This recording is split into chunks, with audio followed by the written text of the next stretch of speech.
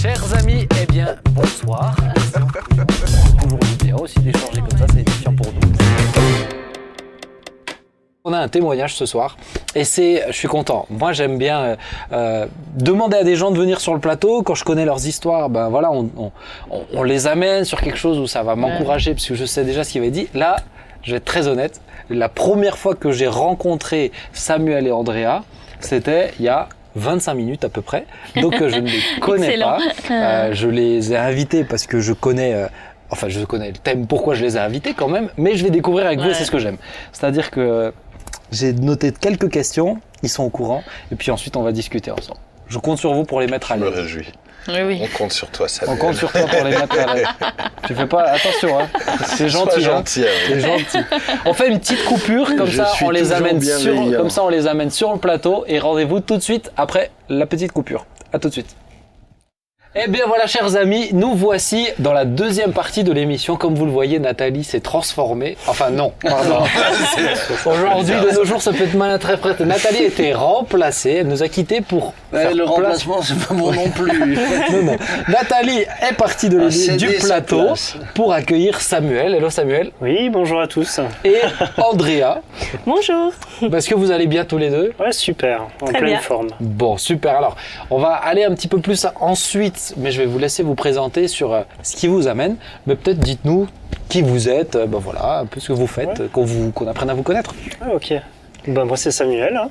Ça c'est bien. Voilà, c'est une super bonne note. Oui, alors ça déjà. Tu viens de gagner des points. Mais je me prépare en fait pour la suite. Donc Samuel, oui. Donc je suis marié avec ma femme qui est ici présente, Andrea. Nous avons 2 enfants, 2 filles, donc 4 ans et 6 ans. Donc moi j'ai une petite société où je fais un peu de consulting pour les entreprises en logistique et je suis également propriétaire d'un terrain de camping dans les Vosges. Donc vous êtes les bienvenus chaleureusement bien accueillis. Je vous le recommande. Un terrain de camping dans les Vosges. C'est ça. Et très beau. Ouais. J'ai eu l'occasion d'y être. J'ai eu l'occasion de voir les photos. Sincèrement, une jolie piscine, Faut être courageux beau quand même, mobil-home. Pour aller dans les Vosges. Un camping dans les Vosges. Vraiment, les vous êtes Vosges, des mais gens de foi. Mais en été, c'est très agréable. Non, c'est très Il agréable. fait Au très contraire. chaud ici, en Au plein. contraire, on nous appelle en pleurs. Il fait trop chaud, on est dans le sud. Oui, Est-ce que vous avez c'est ça. encore une place? Même à côté des poubelles, c'est pas grave. Non, c'est un peu ça, la tendance. À part la saison dernière où il n'y a plus beaucoup. Et puis ils ont créé une petite chapelle, une très jolie petite chapelle. Il y a un étang où on peut aller pêcher. Bon, super. On va pas disserter 20 ans sur. Sur je suis l'université. content, je suis content. Merci. Je suis content. Là, je voyais je me voyais fait quelque chose de bien, je vais en parler. On dirait un agent immobilier qui nous présentait. Très content. En tout cas, on a bien Je savais pas compris. combien ça me coûte. Ça, il te le dit après. Ça, c'est... Mais sincèrement, pour les Andrea. amis internautes qui viennent dans le coin, c'est super. En tout cas, Bien on sent sûr. plus enthousiaste Ah, sur non, le là, camping c'est- que sur le premier sujet. Vous, avec votre C'est île, super. là, est-ce que vous êtes fatigué? Est-ce qu'on peut laisser Andrea se présenter, si vous le voulez bien, messieurs? Andrea, nous Voilà. t'écoutons. Donc c'est par amour aussi qu'il a choisi les Vosges pour être proche de l'Allemagne, parce que moi je suis allemande et on habite à Breisach et moi je suis prof à Breisach. Ok. Voilà, Oh, mais donc tu parles allemand à la base. voilà. Ça c'est ma langue mais maternelle. Super. C'est ça. On a une allemande avec nous, génial. Bon, ravi. Alors, si je vous ai Et fait Samuel, venir... tu es originaire d'où? Alors, du Doubs, justement. Non, mais Du tout. Ouais, c'est vrai. des prises d'otages que tu me Tu fais. peux continuer. Tu peux me laisser animer cette émission ou s'il te plaît, merci beaucoup. Non mais je rappelle que je dois cadrer le truc, donc si à chaque fois tu coupes, on va jamais avancer. C'est pour ça qu'on doit faire des découpes. Merci beaucoup, cher père. Alors, si je vous ai fait venir, c'est parce que quelque chose m'intéresse particulièrement dans votre histoire. C'est l'histoire que vous avez avec votre petite fille, votre petite dernière, Voilà, qui est trisomique. c'est ça. Yana, elle a 4 ans, elle a eu 4 ans il y a 10 jours et elle a la trisomie 21. C'est D'accord. Alors moi c'est ce qui m'a motivé en tout cas à vous faire venir pour déjà comprendre qu'est-ce que c'est la trisomie. On parle souvent de la trisomie 21, etc. On sait qu'il y a énormément d'enfants qui sont avortés, d'enfants dépistés trisomiques qui sont avortés. De mémoire, c'est 90% des enfants en France dépistés trisomiques qui sont avortés. Donc qu'est-ce que c'est, on va peut-être partir sur ça, qu'est-ce que c'est la trisomie 21 ? Il y a différentes formes de trisomie aussi, mais qu'est-ce que c'est la trisomie 21 ? Qu'est-ce que ça engendre chez l'enfant ? Je peux peut-être, si tu veux, vas-y. en parler. Donc la trisomie 21, effectivement, donc il y a un troisième, on a 23 paires de chromosomes, donc il y a un chromosome en plus sur la paire 21, c'est pour ça qu'on l'appelle la trisomie 21, et ça a un impact surtout, ça a plein de conséquences au niveau génétique, notamment, surtout mental, on va dire, c'est surtout là où c'est le plus, où elle accuse plus prononcé. Le coup, où c'est le plus prononcé. Et bien sûr, il y a des complications sur, on va dire, en général, le cœur, les intestins, et d'autres, ça peut être aussi d'autres organes. Voilà. Donc, mais par exemple, Diana, donc, elle a appris à marcher, c'était pour mon anniversaire, le 13 novembre, c'était le plus beau cadeau, l'année passée en fait, donc elle avait 3 ans et demi. Qu'elle a vraiment appris à marcher, donc assez tardivement quand même. Elle a des orthèses pour stabiliser ses pieds, voilà. Donc, mais sinon, elle parle quelques mots. Elle aime bien dire manger en français et essen en allemand, voilà, c'est ce qu'elle adore. Mais voilà, elle communique encore pas énormément. Mais est-ce que les médecins savent précisément qu'est-ce qu'il y aura comme difficulté ou est-ce que ça dépend de chaque enfant aussi ? Non. Parce qu'en fait, c'est très variable. En fait, souvent, on a des stéréotypes pour les enfants qui sont porteurs de trisomie 21. C'est qu'on pense qu'ils sont, il y a les clichés, ils sont affectueux, etc. Enfin, tout ce qu'on peut entendre par rapport à la trisomie 21. Sauf qu'il y a entre 2 enfants qui ont la trisomie 21, c'est très très variable. Que ça soit au niveau de l'intelligence ou physique ou autre, c'est très très variable. Donc on ne peut pas faire de généralité. Donc nous, on peut parler de notre enfant, effectivement, mais on peut pas... c'est pas parce qu'on est là qu'en fait on représente tous les parents d'enfants qui ont la trisomie 21. Et les médecins peuvent vous prévenir de ce qui va se passer chez vous ? Non, en fait, vous découvrez avec le temps. Par exemple, là, votre fille Anna qui marchait pas jusqu'à 3 ans, si j'ai bien compris, 3 ans et demi. Les médecins vous ont dit elle pourra jamais marcher, ou ils vous ont dit on verra, ou non, comment ça se passe ? ils nous ont dit qu'elle va marcher certainement, mais ils savaient pas exactement quand. Ok, ouais. C'est ça. En fait, on n'a pas l'horizon. On est incapable de dire dans 10 ans on sait qu'elle fera ça. Non, il n'y a pas de planning. On enlève le planning. Il y a juste le projet du Seigneur. Mais sinon, le reste, il n'y a pas de planning. On le met à la poubelle, le planning. Là, c'est clair. Même le docteur, ils ne savent pas qu'elle va marcher dans combien de temps. Il ne sait pas du tout quand est-ce qu'elle va parler. Peut-être 3 ans, peut-être 8 ans, peut-être 10 ans. Donc il y a tellement que c'est variable qu'il y a un flou au niveau de l'horizon. Donc en fait... et comment vous le vivez ça ? Le fait de ne pas savoir. On vit au jour le jour, donc on fait confiance au Seigneur. Le fait de ne pas savoir, je crois que c'était tout au début que c'était le plus dur, en fait. Entre l'annonce, on apprend que notre enfant va être trisomique, et de se dire oh waouh, comment ma vie est-ce qu'elle va continuer. C'était ce premier moment qui était là, le flou qu'il y avait. C'était impressionnant. Alors justement, l'annonce, comment ça s'est passé c'est au bout de combien de temps ? Peut-être quelqu'un qui a pas encore d'enfant. Moi, j'ai un petit garçon, donc je sais qu'il y a des tests qui sont faits assez tôt aussi. Comment ça s'est passé pour vous, l'annonce, et comment vous l'avez vécu d'abord personnellement ? Donc, moi, j'étais allée voir le gynécologue, c'était la 11e semaine, je pense. Et il m'a pas demandé, est-ce que vous voulez savoir quelque chose ? Il a juste, tout d'un coup, il m'a dit, la clarté nucale, je pense qu'il y a un problème. La clarté nucale, peut-être que tu peux expliquer pour ceux on voit, c'est la nuque, on voit que c'est plus ou moins épais. Et si c'est un peu plus épais que la normale, ça peut vouloir dire que c'est une trisomie. Et j'étais vraiment surprise et il m'a dit bon, repassez dans 2 semaines, on verra.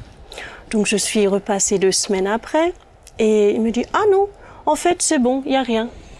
Donc j'étais soulagée. Et encore, il me dit, mais bon, venez quand même, revenez encore dans 2 semaines. Et c'était la 15e semaine par là. Et là, il me dit, ah non. Alors, la clarté nucale est vraiment trop importante. Là, il faut faire un test. Je dis bon, ok.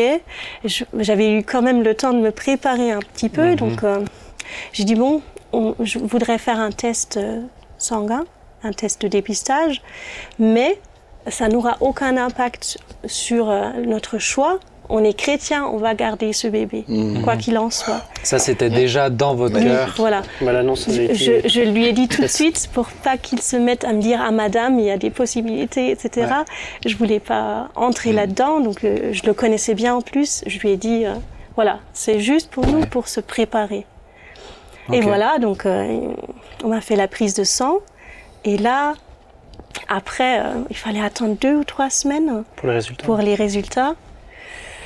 Et là, c'était là que c'était dur. Parce que je m'étais jamais imaginé, enfin, avoir un enfant handicapé, trisomique. Ouais. Et là, quand je suis rentrée de ce rendez-vous-là, dans la voiture, j'ai pleuré. Je voyais presque pas la route. Et j'ai crié à Dieu, mais pourquoi moi? C'était pas dans mes plans. C'était pas ce que j'avais prévu. Et j'étais en pleurs, j'étais arrêtée à un feu rouge. Seigneur, mais pourquoi moi? Et la réponse, elle est venue tout de suite après. J'étais choquée. Et c'est pas que j'ai entendu, mais c'était à qui veux-tu que je le donne sinon? Les autres n'en voudront pas. Wow. Et là, j'étais ok, bon, Seigneur, tu sais que moi, jamais je prendrai une décision contre l'enfant. Donc oui, évidemment... tu sais que tu peux compter sur moi, mais bon. Et après, c'était quand même ça a pris encore 2-3 semaines que j'ai prié, que j'ai dit quand même, Seigneur, s'il te plaît, tu peux. Toi, tu es le Dieu des miracles, tu peux faire en sorte qu'elle soit, que ça puisse changer ou que ça puisse, en bonne santé. Oui. Et puis, j'ai vraiment senti que le Seigneur n'allait pas lâcher. Et je sentais que c'était, que je pouvais encore prier, mais que c'était sa volonté. C'est ça, tu sentais que c'est ce que Dieu voulait. Oui, absolument. Dieu voulait vous donner Yana trisomique. Ouais. C'était Yana. Oui, qui nous avait en quelque sorte peut-être choisi, je sais pas, mais j'ai senti pendant ces prières que je pouvais encore continuer autant que je voulais. Le Seigneur, il tenait. Et j'ai fini par lui dire, si c'est comme ça que je peux t'honorer, bon, voilà, je vais... Qu'est-ce que ça a provoqué en toi quand tu as vraiment senti cette pensée, cette question que Dieu te posait, mais à qui je le donne? Personne d'autre n'en voudrait. Qu'est-ce que ça a provoqué en toi? Ça t'a donné de la paix de savoir que c'était entre les mains de Dieu, que c'était Dieu qui le voulait? Ou comment vous l'avez vécu? C'est une responsabilité, quoi. C'est un énorme défi. Enfin, ça me paraissait dans un premier temps un énorme défi parce qu'on sort de notre zone de confort et on dit oui à un bébé où on ne sait pas, est-ce qu'il va être très très malade, est-ce qu'il va devoir rester à l'hôpital. On a une amie dont le bébé est resté longtemps à l'hôpital, a subi plus 10 opérations et c'était vraiment difficile. Il y a tout le facteur inconnu de la trisomie qui doit être d'autant plus difficile à appréhender. Il y a beaucoup d'inconnus, mais voilà, ce fait, vu que je sentais que c'était vraiment pour nous, donc j'ai dit ok, on voit pas où c'est qu'on va, on marche sur l'eau, mais Seigneur, tu es là. Et si tu nous donnes ce défi, si tu nous poses ce défi, c'est toi qui vas nous aider à le relever. Et ça a toujours été je mets une pause sur votre témoignage en me retournant vers vous, en vous demandant qu'est-ce que vous pensez, qu'est-ce que vous avez envie de dire quand vous entendez cette phrase-là que j'ai jamais entendue personnellement, que Dieu aurait dit quelque chose comme ça à quelqu'un. Alors bien sûr que Dieu le fait et c'est magnifique, mais je trouve ça tellement beau. C'est-à-dire, mais à qui je le confierais? Personne d'autre n'en voudrait, quand on sait qu'un enfant, 90% des enfants dépistés trisomiques sont avortés. Qu'est-ce que vous avez envie de dire tous les deux là? Moi je suis ému. Moi aussi. J'ai presque envie de rien dire de plus que je suis ému et c'est très puissant. Ouais, et merci. Merci d'être un exemple. Vraiment, hein. Merci d'être un exemple d'obéissance, d'être sensible justement à la voix de Dieu et on sent qu'il y a jamais eu de rébellion. On sent que tu as crié à Dieu, mais un côté vraiment un peu comme Christ, non pas ma volonté, mais la tienne. Et c'est ce qui t'a permis d'entendre sa voix et de se dire, mais c'est ça, c'est comme dans cette attitude-là qu'on devrait tous être. Complètement d'accord. Est-ce que avant que Yana vienne au monde, est-ce qu'il y a quand même, j'ai bien compris que vous avez prévenu le corps médical que vous le garderez, mais est-ce qu'il y a eu quand même des pressions? Est-ce qu'ils ont quand même essayé? Ils n'ont rien essayé par rapport à... Il y avait juste la dame à l'accueil qui devait prendre justement le rendez-vous pour la prise de sang. Et elle disait, Madame, c'est demain. Vous venez demain. J'ai dit, non, je ne viendrai pas demain. J'ai cours demain. Si vous venez demain. J'ai dit, non. Après, le médecin, il est venu. Il a dit, non, ils vont garder le bébé. Elle pourra venir quand elle voudra pour la prise de sang. Parce que c'était la limite légale de 16 semaines, je crois, en Allemagne. Non, c'était en Allemagne. Je crois que c'était 16 semaines pour, qu'on a pour dire oui, je vais avorter. Quoi. D'accord. Est-ce que vous avez, vis-à-vis de Dieu, est-ce que vous êtes passé par une saison, je dirais, difficile ou de gros questionnements entre le moment où Dieu vous l'a dit, parce que si j'ai bien compris, il vous l'a dit tôt dans la grossesse, oui, très tôt. Et les mois qui passent jusqu'à ce qu'elle arrive avec tous ces inconnus, est-ce que vous êtes passé par des moments plus compliqués, des hauts et des bas vis-à-vis de lui? Pourquoi tu as fait ça? Pourquoi? Rien du tout. Non. Pas plus que ça. Enfin, ça nous a rapprochés de Dieu parce qu'on a pu dire Seigneur, on n'a que toi. Enfin, aide-nous quoi. C'est vraiment magnifique. Et c'était juste. Enfin, moi j'aime beaucoup planifier des choses et savoir à l'avance ce qui va venir. C'est ton côté allemand. Voilà. Mais ça, toujours. On a un planning qui est affiché sur un mur et on a à peu près 2 mois d'avance. C'est la seule chose de planifier. C'est pour moi en général. Oui, mais j'ai bien senti que Dieu, justement, il me défiait à ce niveau-là. Que voilà, il fallait que je marche sur l'eau. Enfin, je ne savais pas, c'était le brouillard. Et je ne savais pas, est-ce que je voulais pouvoir continuer à travailler? Parce que j'aime beaucoup mon travail. Voilà, si elle devait rester à l'hôpital, j'aurais dû rester avec. Magdalena, notre grande, qu'est-ce qu'on en aurait fait? Samuel, pendant quelques mois, pendant la saison, il est au camping. Voilà, qui c'est qui aurait pris Magdalena? En fait, c'était toujours ma prière, Seigneur, permets-nous que ça soit faisable, juste faisable, un défi qu'on puisse vraiment relever sans que tout éclate. Sans que tout explose.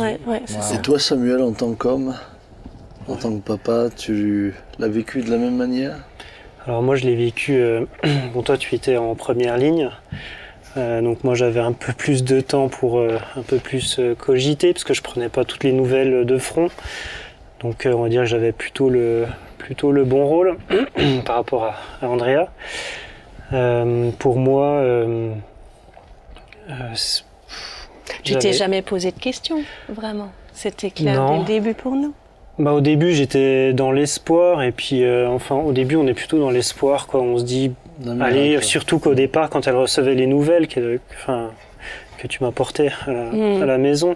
Donc une fois, fallait s'inquiéter, une deuxième fois, non. Une troisième fois, là, faut s'inquiéter. Je me dis, attends, c'est une personne qui sait. Voilà, on saura bien assez tôt, quoi, ça va se faire. Donc voilà, j'étais plutôt je suis un pas en arrière et je regarde ce qui se passe et voilà. Mais j'ai jamais été contre ou j'étais plutôt avec toi, bien sûr. Et on a été ensemble dès le départ. Et même c'était clair. Et Andrea me l'avait dit, c'était clair, quoi. Enfin, le choix avait été fait, notre choix était fait. Il n'y avait pas sujet, quoi. C'est magnifique aussi. Il fallait passer à autre chose. J'allais dire, est-ce que ça vous a rapproché énormément. Ah oui, parce que si on n'est pas soudés les deux, en fait, tout explose pour le coup. C'est pour ça que je posais la question, puisque dans certains couples, malheureusement, il y a tout d'un coup de la pression qui vient souvent du mari, en disant non, moi je Je ne veux pas. C'est plus facile. Et puis j'ai eu... oui, pour le mari, c'est plus facile. Enfin, c'est plus facile. De dire, je sais pas, j'ai jamais été confronté, mais de dire non, quoi. Mais c'est sûr que pour l'épouse, lorsque le mari ne va pas dans le même sens, c'est extrêmement difficile. Et ensuite, tout serait remis constamment en question. Et c'est vrai que chez l'homme, ça peut être un rapport... tu l'as voulu, c'est invivable sur la Chez l'homme, ça peut être un rapport aussi à le rapport à la maladie et le handicap. Le regard des autres et aussi avec l'enfant et la mère, il y a un lien direct, physique. Et chez le père, il y a cette découverte de l'enfant et ce rapport à des fois on a du mal à accepter. Je pense que chez l'homme, l'appréhension aussi, il doit gérer d'autres choses, je pense, au fond de son cœur aussi. Et c'est pour ça que effectivement, moi, je suis tout à fait d'accord.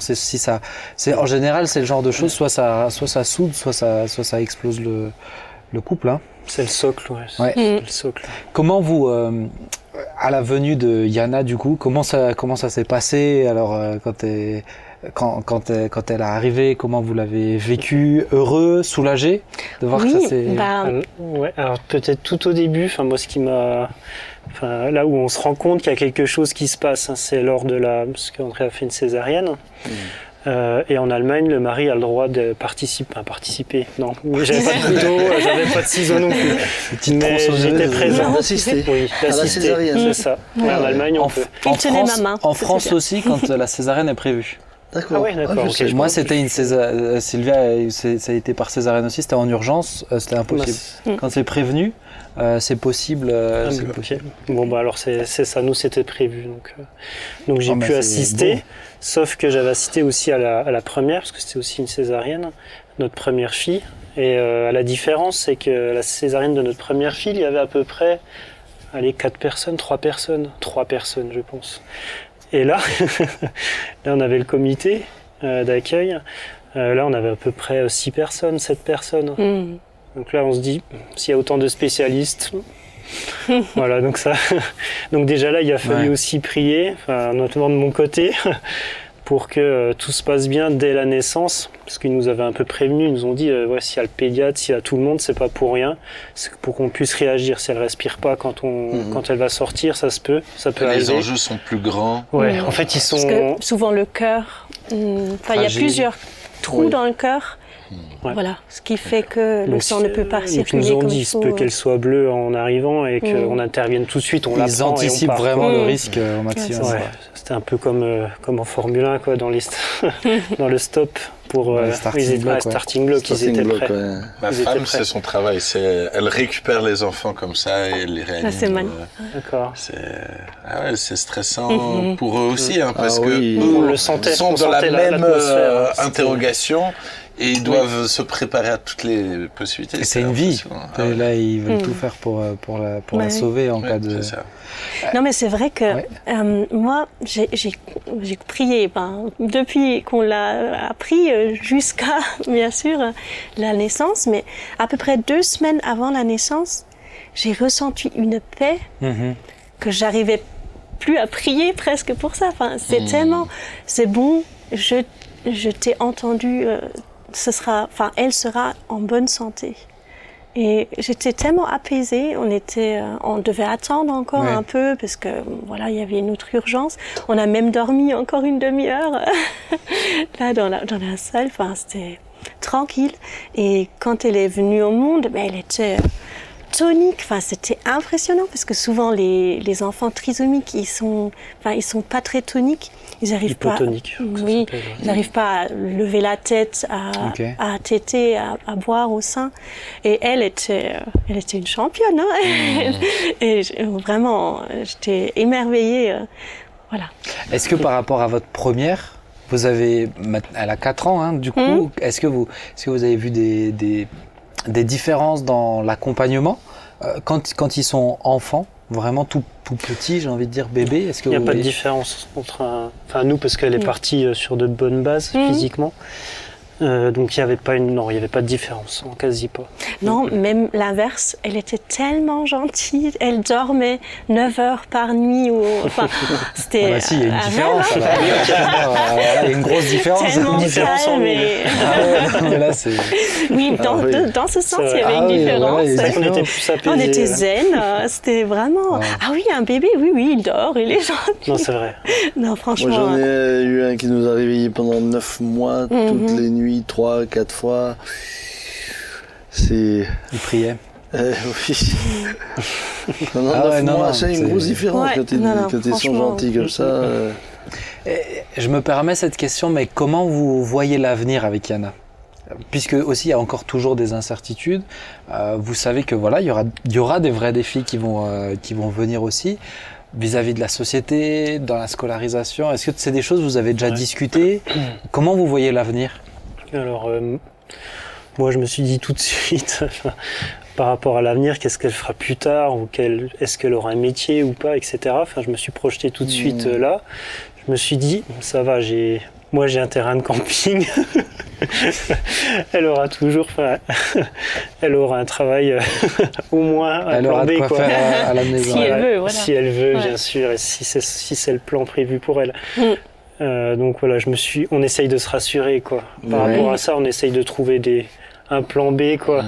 Donc là, de ce côté-là, moi je me suis rassuré comme ça, mais effectivement, non, on a déjà là la moindre amélioration quand elle nous sort un mot, on est déjà super content. Ouais. Alors en fait, on n'y pense même plus. Vous n'êtes pas trop dans la projection. Non, parce que ça, en fait, ça sert à...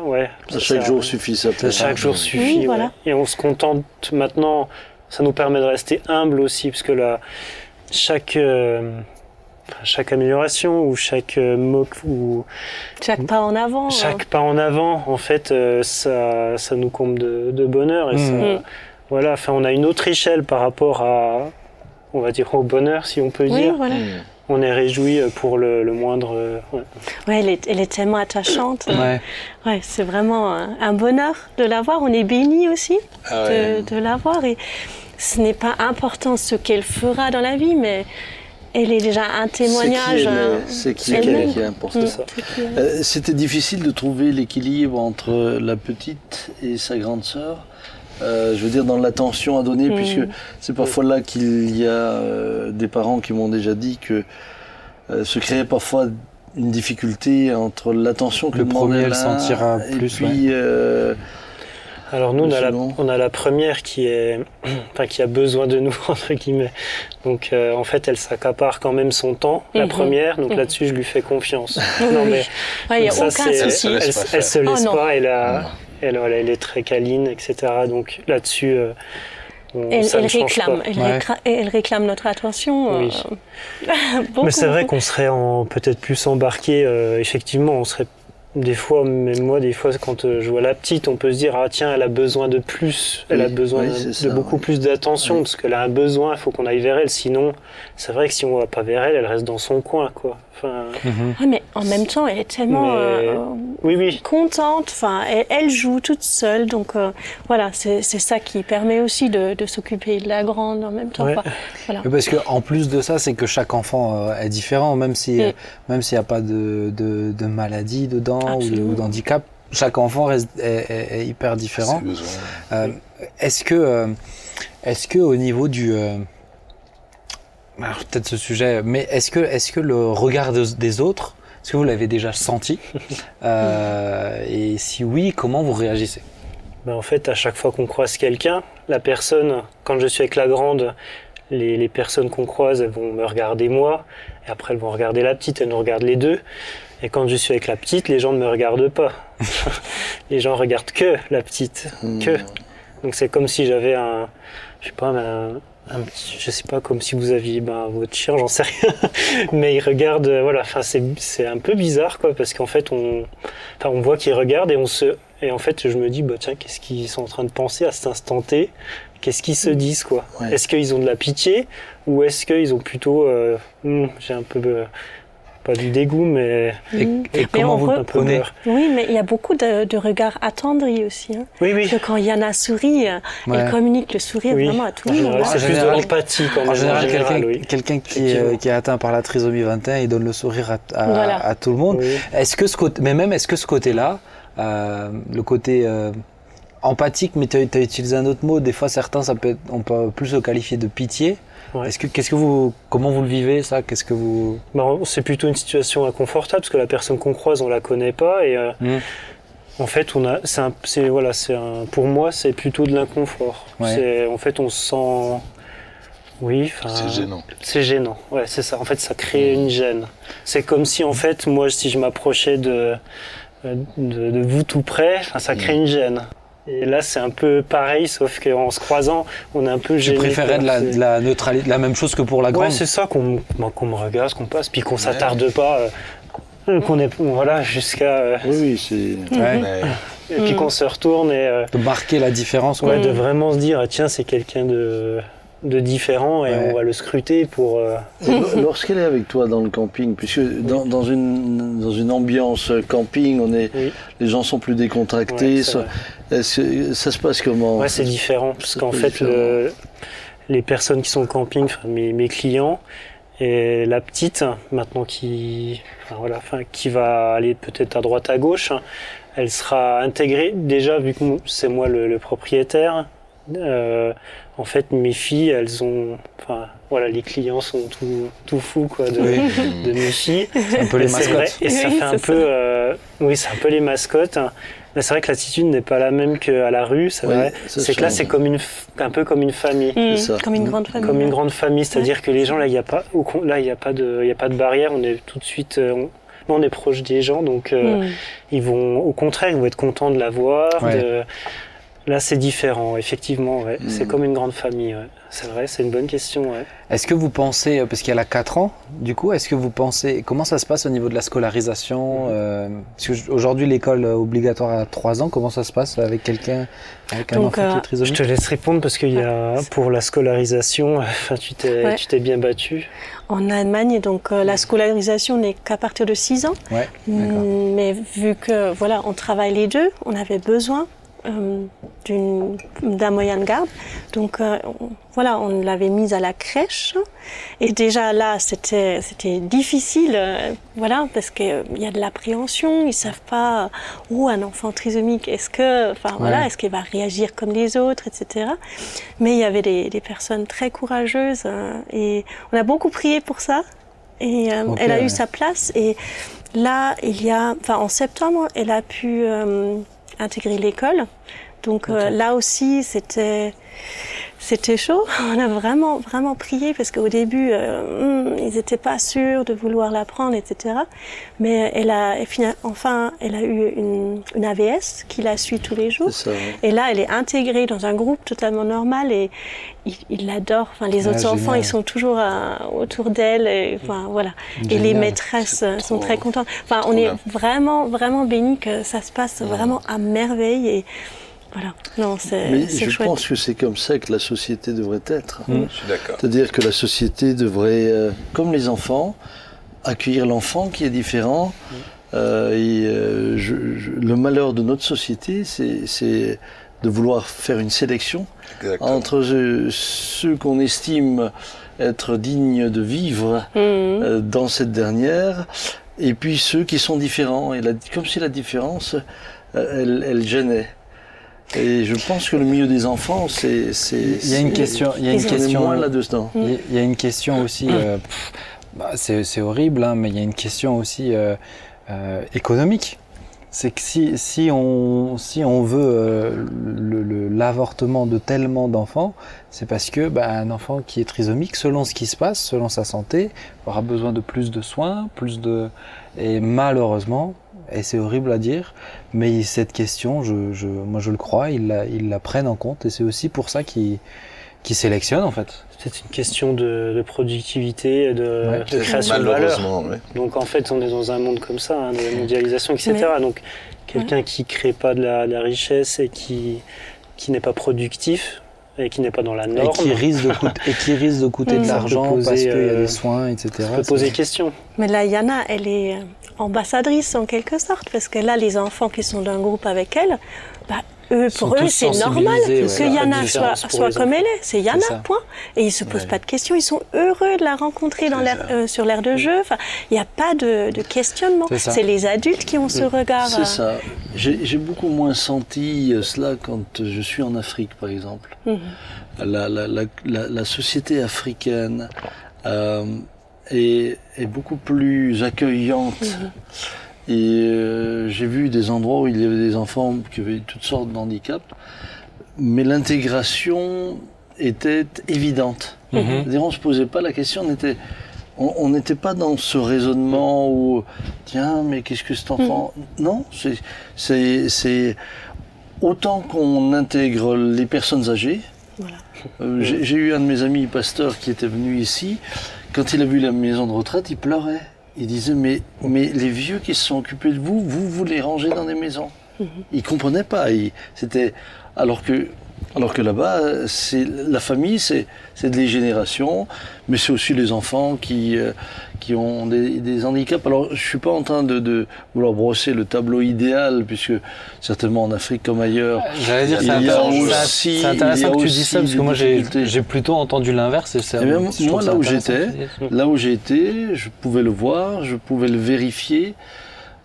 Évidemment, si vous allez dans des pays comme l'Inde, là, c'est différent. Puisqu'il y a derrière il y a toute une philosophie qui amène les gens à faire la différence, parce qu'on attache à l'handicap une vie antérieure qui était mauvaise. Donc évidemment là ça devient terrible. Mais dans ce que j'ai pu, en tout cas là où j'étais en Afrique, j'étais heureux de pas voir de différence et de pas la sentir. L'enfant fait partie, ou l'handicapé, parce que ça peut être un handicapé autre que trisomique, mais il fait partie de la famille. Et aujourd'hui, je trouve que nos sociétés modernes sont devenues extrêmement cruelles. C'est vrai. Et autant on peut être très sélectif au niveau des études, au niveau intellectuel, reléguant ceux qui n'y arrivent pas à des tâches subalternes dans lesquelles finalement on ne cherche pas à estimer quelles sont leurs compétences et leurs capacités différentes, autant on en arrive à une forme, pardonnez-moi, d'eugénisme. Ah, mais c'est exactement ça. Et quand je me dis, mais seul un enfant sur 10 survit chez les enfants trisomiques, mais c'est horrible. C'est un génocide. Vous faites partie des justes. Chez les Juifs, vous seriez des justes qui ont sauvé. C'est juste énorme. C'est ça, parce que moi ça me touche quand tu disais il y a pas de... Vous n'avez pas senti cette pression-là. Malheureusement, moi j'ai entendu et j'ai vu ces histoires-là où certains disaient, mais moi je me suis senti poussé. Je dois dire que nous, quand on a fait ça doit être horrible. Tous les enfants doivent faire, toutes les femmes enceintes doivent faire un test, mais le premier test suffit pas. Ils vous mettent le doute pour en faire un deuxième en disant, vous êtes sûr, on sait jamais, insinuant derrière, on sait jamais, il est pas trop tard quoi pour et on sent cette pression qui est là, et puis chez certains qui a été vraiment comme on a eu dernièrement Marie-Claire qui a parlé par rapport à sa situation. Ouais, elle disait c'était pas finalement du rejet, mais c'était du presque un peu débrouillez-vous quoi. C'est de l'abandon. Ouais, et puis ma femme me disait, derrière, même en coulisses, c'est extrêmement violent. C'est-à-dire quand des parents décident de garder... Ils sont irresponsables. Ah là, c'est hyper violent de la part des médecins ou comme ça. Parce qu'effectivement, aujourd'hui, la norme, c'est un enfant trisomique, il faut l'avorter. C'est la norme, c'est comme ça qu'il faut faire. Alors que c'est terrible. Ce serait tellement triste si on l'avait pas, Yana. Enfin, j'arrive pas à imaginer.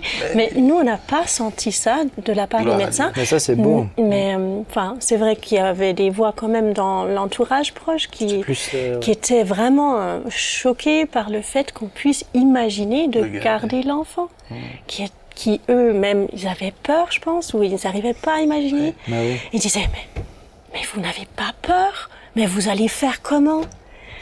Et on a dû dire, on n'a pas de plan à 3 ou à 5 ans comment on va gérer. On ne sait déjà pas comment ça se passera à la naissance. Mais voilà, on croit en Dieu qui va être Et avec il nous. saura faire. Ah, mais c'était des personnes pas forcément croyantes, donc ça les a énervés encore plus. Mais c'est terrible parce que n'importe qui peut se retrouver handicapé, n'importe quand. Exactement. Et ça, les gens l'oublient. Et si on les traitait, si on commençait à dire, mais à partir du moment où vous êtes handicapé, Après un accident, vous aurez le même sort que ces enfants-là, peut-être qu'on réfléchirait tous, mais n'importe qui. Vous avez un AVC, vous avez un accident, vous avez... Personne n'est à l'abri de l'handicap. Et le fait de ne pas estimer, et on en revient au fait de ne pas estimer la vie, de ne pas estimer. Moi j'ai beaucoup aimé, j'étais un jour dans un train et je parlais avec un Coréen, il me dit, mais nous en Corée, quand on vient au monde, on a déjà 9 mois. Parce que l'âge se calcule à partir de la conception et non pas de l'accouchement. Et c'est juste. Ça change tout là. Mais c'est juste. C'est un chêne est chêne quand? Mais les chênes, dès qu'il est en terre. Ce que j'ai mis en terre, c'est un chêne. Alors il n'est pas encore... Il va lui falloir un siècle pour devenir... Mais c'est un chêne. Et même quand il est petit comme ça, c'est un chêne. Et Yana, ce jour-là, quand on m'a dit il faut que vous veniez demain pour la prise de sang et tout, que c'était vraiment chaud. C'était la première fois que je l'ai senti sur le retour dans la voiture. Et elle s'est agitée. C'était tôt, hein. Je l'avais encore pas senti. Hein. Elle s'est agitée. Elle avait peur. On a senti qu'elle, d'une façon ou d'une autre, elle avait compris que c'était pour elle, qu'il s'agissait d'elle, de sa vie, de son cas. Et je lui ai dit, écoute, calme-toi, je vais prendre soin de toi. Mais c'était vraiment, elle était là, hein. Elle savait qu'il s'agissait d'elle. C'est pas, c'est pas quelques cellules. Hein. Ah non. Et il y a une telle richesse quand tu regardes aujourd'hui, il y a des personnes très connues hein, qui sont trisomiques, il y a eu des acteurs, il y a des top modèles, il y a des gens... Enfin aujourd'hui, il peut se passer tellement de choses aussi magnifiques. Et moi je dois le dire, à chaque fois que je vois quelqu'un de trisomique, même de plus âgé, j'ai eu la chance de pouvoir en côtoyer, mais c'est des rayons de soleil. Vraiment, c'est des rayons de soleil. Alors il y a tous les défis, mais c'est des rayons de soleil quand on les croise, quand on est un peu avec eux. Donc moi j'ai envie de dire merci beaucoup de nous avoir gardé Yana. Je me réjouis de la rencontrer du coup, parce que je l'ai pas encore rencontrée. Je me réjouis de la rencontrer, ce petit soleil. Et puis merci pour votre courage, que Dieu continue de vous inspirer pour toutes les zones de flou encore. Parce qu'il y en a encore, mais s'il a été là jusqu'à aujourd'hui, il ne s'arrêtera pas en cours de chemin. Hein. Il a promis jusqu'à la fin. Amen. Donc merci de tout cœur. Le temps est passé là maintenant. Mais je pense que ce témoignage peut faire aussi beaucoup de bien. Vous avez été courageux en venant ici. Certains peut-être peuvent être gênés. Vous avez été vraiment courageux. Et je pense que ce témoignage peut faire beaucoup de bien. Ça se trouve, il y a quelqu'un qui nous écoute et on vient de lui apprendre que son enfant est dépisté trisomique. Rien que pour cette personne-là, ça vaut le coup. Ce que je vous propose, c'est qu'on termine en priant ensemble. Thib, est-ce que tu serais d'accord? Avec plaisir. Oh Dieu, merci. Merci pour Samuel et Andrea. Merci pour le témoignage, Seigneur, qu'ils ont été pour moi ce soir et pour nous vraiment. Je suis tellement touché, Seigneur, de leur cœur pour toi, de comment ils t'ont fait confiance et de comment, Seigneur, leur as donné ta paix, tu les as conduits. C'est pour la merveilleuse petite Yana, Seigneur Jésus, merci. Seigneur, pour cette petite princesse, merci parce que tu l'as voulu, tu l'as designée dans le ventre de sa maman. Seigneur, et je te loue pour elle et je te remercie de ce que tu as des rêves pour elle. Je te remercie de ce que tu as des rêves pour cette famille. Et vraiment, je veux les bénir en ton nom, mais j'aimerais bénir vraiment tous ceux qui nous regardent, tous ceux qui peut-être ont un enfant trisomique, ou tous ceux qui peut-être se posent des questions. Seigneur Jésus, je te prie de nous donner ta paix, de nous aider à aimer ces enfants, à les accepter. Seigneur, et je veux croire, Seigneur, qu'il y a un rêve pour chaque enfant. Seigneur, peu importe son handicap, Seigneur, il y a un rêve pour chacun d'entre eux. Donne-nous, Seigneur Jésus, de prendre soin d'eux. Donne-nous de les aimer. Donne-nous, Seigneur, de te faire confiance. Seigneur, donne-nous de te faire confiance jusqu'au bout, de croire en la vie. Seigneur, et pardon pour notre pays. Pardon pour tous ces avortements. Pardon, Seigneur. Pardonne-nous. Seigneur, et je prie vraiment de peut-être secouer les mentalités, peut-être d'aider notre pays à se réveiller face à ces crimes, Seigneur, qui sont commis. Au nom de Jésus. Amen. Amen. Amen. Merci à vous deux. Merci Andrea, merci Samuel d'être venu, d'avoir quitté votre terre vosgienne.